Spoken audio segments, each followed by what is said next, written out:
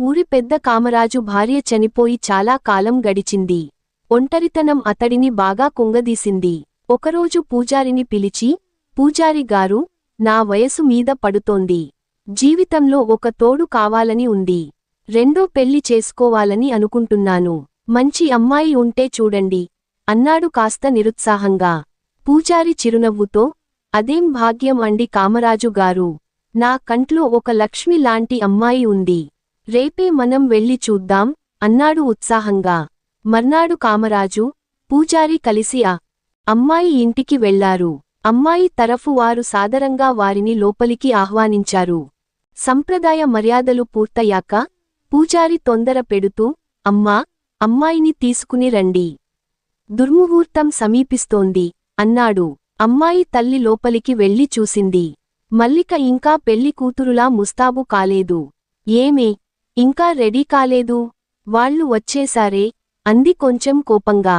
మల్లిక విసుగ్గా అంది, అమ్మా, నాకీ పెళ్లి ఇష్టం లేదు. పోయి ఆ ముసలోడిని పెళ్లి చేసుకుని ఏం సుఖపడతాను? నాకు కొన్ని ఆశలు, కోరికలు ఉంటాయి కదా. తల్లి కూతురిని మందలిస్తూ, ఒసే పిచ్చిదానా, అతనికేమో వయసైపోయింది. ముందు వెనక ఎవరూ లేరు. రేపో మాపో గుటుక్కుమంటాడు. అప్పుడు 1000 కోట్ల ఆస్తి నీదవుతుంది. అప్పుడు నీకు నచ్చిన వాడిని చూసి పెళ్లి చేసుకో. ఇప్పుడు చెప్పిన మాట విను అంటూ బలవంతంగా కూతుర్ని బయటికి లాక్కొచ్చింది. మల్లికను చూడగానే కామరాజు కళ్ళు మెరిశాయి. అబ్బా, ఎంత అందమైన పిల్ల! నా మనవరాలి వయసుంటుంది. ఇలాంటి పిల్లతో రాత్రి గడిపితే ఆ మజానే వేరు కదా అనుకున్నాడు మనసులో. పైకి మాత్రం పూజారితో, భలే పిల్లని చూసావయ్యా అని మెచ్చుకున్నాడు. కొద్ది రోజుల్లో గుడిలో కామరాజు, మల్లికల వివాహం నిరాడంబరంగా జరిగింది. ఆ రాత్రి తొలిరేయి. మల్లిక నిరుత్సాహమైన ముఖంతో పాల గ్లాసు పట్టుకుని గదిలోకి అడుగు పెట్టింది.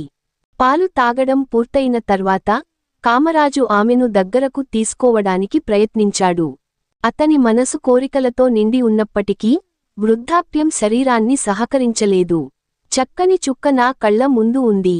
నా వయసు ఒక 40 ఏళ్లు వెనక్కి వెళ్ళిపోతే ఎంత బాగుంటుందో అని నిట్టూర్చాడు.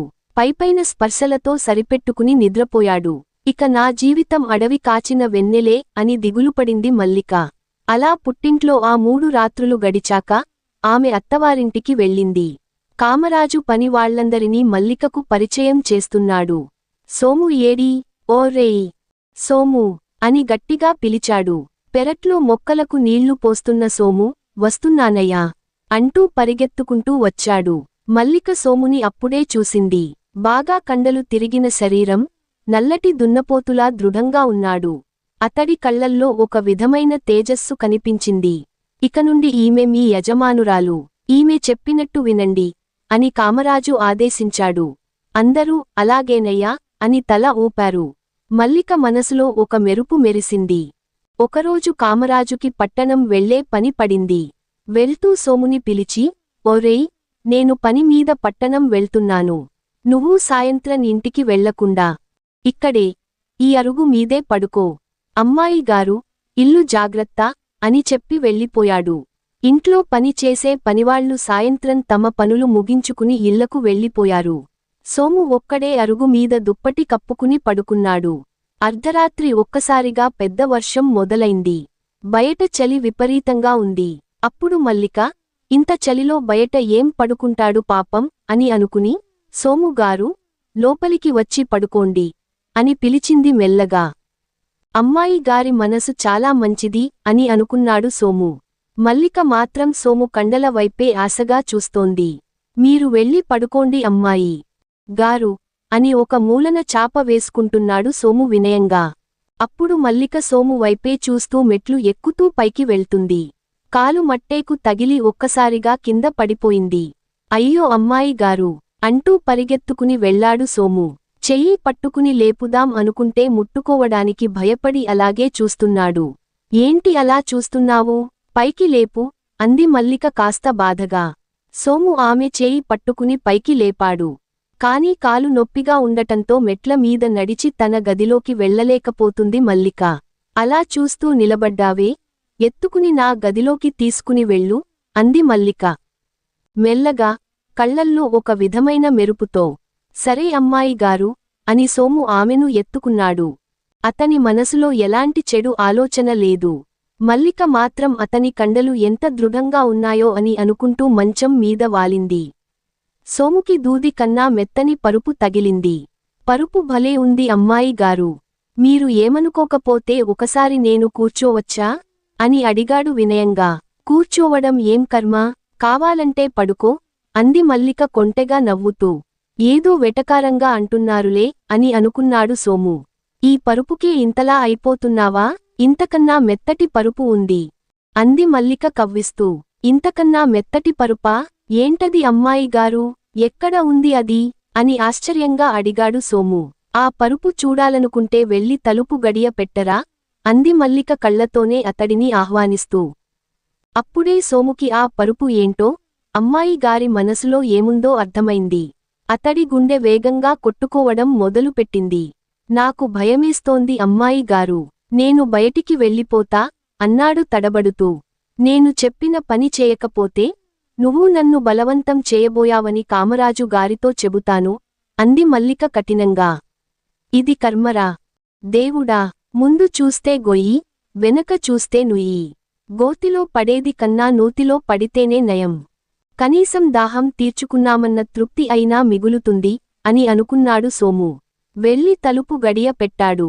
మంచి పనివాడు అంటూ ఉంటారు కదా, నీ పనితనం ఏంటో చూపించు అంది మల్లిక కళ్లల్లో కోరిక మెరుస్తూ. సోము పని మొదలు పెట్టాడు. నిజంగానే సోము మంచి పనివాడని మల్లిక మనసులో అనుకుంది. ఆ రాత్రి వారిద్దరూ ఒకరిలో ఒకరు మునిగిపోయారు. మల్లిక తన ఒంటరి జీవితంలో ఎన్నడూ చూడని అనుభూతిని పొందింది. సోము స్పర్శ ఆమె శరీరాన్ని పులకరింపజేసింది. నా జీవితం అడవి కాచిన వెన్నెల అవుతుంది అనుకున్నాను, కనీసం ఇదేనా దక్కింది అని మనసులో సంతోషించింది మల్లిక. కోడి కూసేంతవరకు సోము ఆమె దాహాన్ని తీర్చాడు. తెల్లవారింది. ఎప్పుడెప్పుడు మళ్లీ సాయంత్రం అవుతుందా అని ఎదురుచూస్తూ ఉన్నాడు సోము. ఇంతలో కామరాజు ఇంటికి వచ్చేశాడు. అబ్బా, ఈయన అప్పుడే రావాలా, ఇంకో 4 రోజులు ఉండి రావొచ్చు కదా అని నిట్టూర్చింది మల్లిక. అలా 1 నెల రోజులు గడిచాక మల్లిక వాంతులు చేసుకుంది. వైద్యుడిని పిలిపించిన కామరాజు ఏమైందో చూడమన్నాడు. వైద్యుడు పరీక్షించి, శుభవార్తనయ్యా, ఆమె తల్లి కాబోతోంది అన్నాడు. ఆ మాట విన్న కామరాజు ఒక్కసారిగా గుండె పట్టుకుని కుప్పకూలిపోయాడు. వైద్యుడు అక్కడే ఉండటంతో కామరాజు ప్రాణాలు కాపాడాడు. ఇది ఖచ్చితంగా సోము గాడి పనే అయ్యే ఉంటుంది. ఆ రోజు రాత్రి కాపలాగా ఉండమని చెప్పి తప్పు చేశాను. తిన్న ఇంటి వాసాలే లెక్క పెట్టాడు వీడు. ఊరికే వదిలిపెట్టను అని కోపంతో రగిలిపోయాడు కామరాజు. సోముని మాత్రమే ఉంచి పని వాళ్లందరినీ పంపించేశాడు. కోపంతో సోముని గట్టిగా కొట్టి చిత్రహింసలు పెట్టాడు. ఒక చీకటి గదిలో ఉంచి తాళం వేశాడు. భార్యను కూడా మరో గదిలో ఉంచి తాళం వేసేశాడు. ఇదంతా నా వల్లే, పాపం సోము చిత్రహింసలు అనుభవిస్తున్నాడు అని కుమిలిపోయింది మల్లిక. సోము చాలా బలవంతుడు. తప్పించుకోవాలనుకుంటే తప్పించుకోగలడు. కానీ చేసిన తప్పుకి శిక్ష అనుభవించాలని అలా ఆ గదిలో ఉండిపోయాడు. కొన్నాళ్ల తర్వాత కామరాజు అనారోగ్యంతో మరణించాడు. పనివాళ్లేమో గదిలో ఉన్న వాళ్లని బయటికి తీసుకుని వచ్చారు. ఇంతలో మల్లిక తల్లిదండ్రులు వచ్చి, కొన్నాళ్ల తర్వాత ఒక మంచి అబ్బాయిని చూసి వివాహం చేసుకుంది గాని అంది తల్లి. నేను ఈ ఇంట్లో పని చేసే సోముని పెళ్లి చేసుకోవాలని అనుకుంటున్నాను అంది మల్లిక దృఢంగా. ఆ మాట విన్న తల్లి, ఇవే నీకు ఏమైనా పిచ్చి పట్టిందా, పోయి పని వాడిని చేసుకోవడమేమిటి అని ఆగ్రహంగా అంది. నా కడుపులో పెరుగుతున్న బిడ్డకి తండ్రి అతనే అని చెప్పింది మల్లిక నిశ్చలంగా. ఆ మాట విన్న తల్లి తల పట్టుకుని కుప్పకూలిపోయింది. ఒక మంచి ముహూర్తాన సోముని పెళ్లి చేసుకుంది మల్లిక. వారిద్దరూ తమ ప్రేమను గెలుచుకున్నారు.